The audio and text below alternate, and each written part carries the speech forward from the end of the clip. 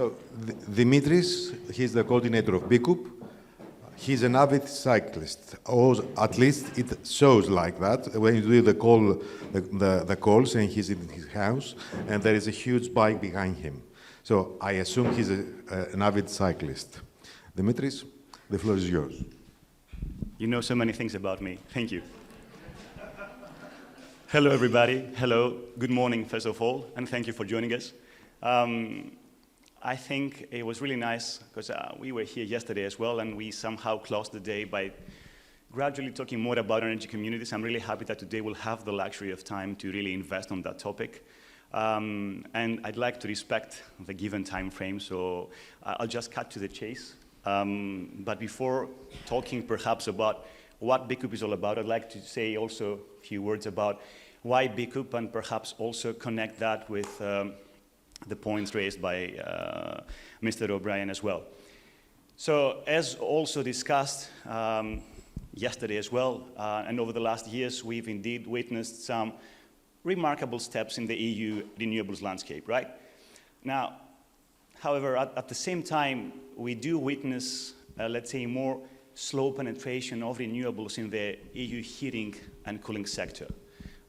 Yesterday, we also said how this should be more of a concrete plan in the national planning framework, but we currently see that this sector itself already accounts for more than 50%, and that's rather concerning, right? And this figure is expected to increase.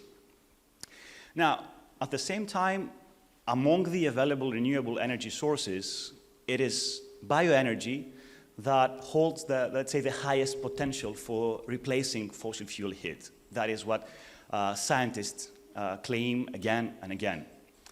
And now, since today, and at least in our framework, we want to talk about renewables uptake, we do realize, and that's already quite straightforward, that you cannot just, I mean, if you want to have a higher penetration of renewables, you cannot just rely on the scientific advances, on the technological evidence. This is something, this kind of uptake clearly depends also on people's perceptions. So, also building upon Mr. O'Brien's keynote lecture, in this context, the concept of community energy provides the ideal framework, not just to, move more towards like a more effective and fair transition, but also to address and increase social acceptance of renewables. And for us, that's really, really important. So talking about ResCoops, there are already thousands of ResCoops out there, right? But in practical terms, their dispersion all across Europe is still rather limited. And among the existing ResCoops, the majority of them, they focus on exploiting solar or wind energy. So it is only a small share of ResCoops that currently rely on bioenergy and biomass, and this is where BECoop comes in. So what do? Our project, we basically focus to provide the necessary conditions for, we've talked about potential. We want to unlock, we want to activate the underlying market potential of bioenergy communities. And through our support scheme, we do focus, we really want to aim and reduce both the time and budget required for the successful development of such initiatives. Now, what we really want to do and what we focus on is to mobilize people around and establish a better picture for community bioenergy heating projects. And, well, how do we do that? So we have, it is a CSA project, it is a Horizon project. We have market, social research, we have technical and business components. We focus on knowledge transfer, and we have also a policy analysis sector.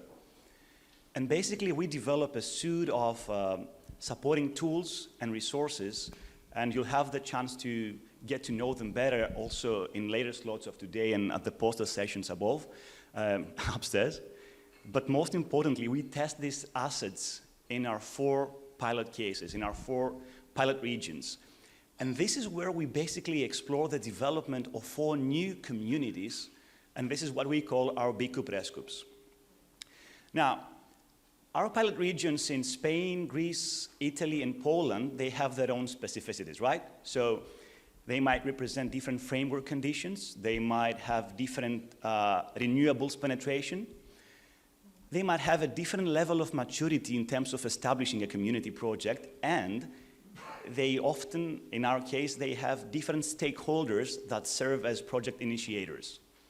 And all of that, for us, is a great basis, because through our project exploration, so by providing our services to each and individual case, we end up with a synthesis of complementing evidence across the EU.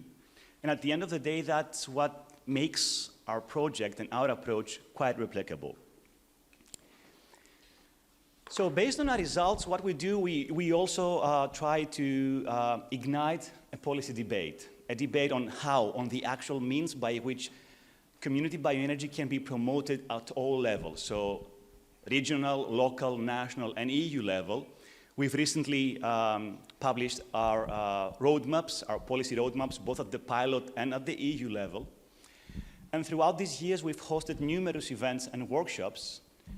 And we have, quite successfully, I must admit, established valuable synergies with more than 20 projects. And I'm really happy to see that many of you represent these projects. We've established a really valuable pool. We call it sisterhood. There are many words that we use. We've also developed a collaborative briefing, right? And you can find it, I have 1 minute left, and you can find it in the entrance as well.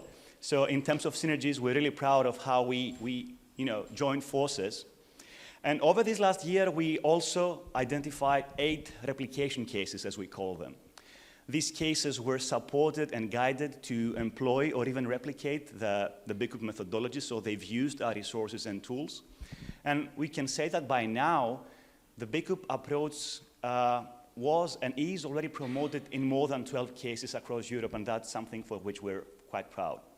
So last but not least, we also, building upon the entire project experience, we've developed the BECoop Replication Handbook.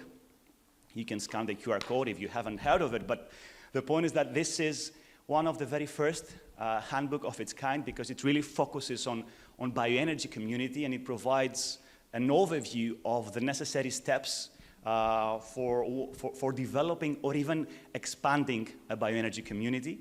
So this handbook, our policy briefs, all our reports and all our assets can be easily found online. You can see the links over here. You can check them at the poster session.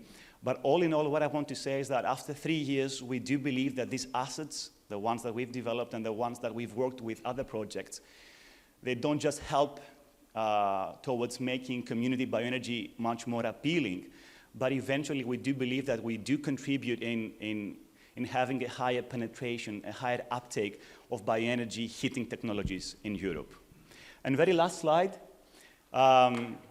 It's 12 of us, so the project was made possible thanks to 12 partners spread across 7 EU countries. It was a 3-year-long project, and during that period we had at least 2 babies that were born within our consortium. So yeah, we joined forces, and I have to admit that we really enjoyed the journey. So yeah, thank you very much.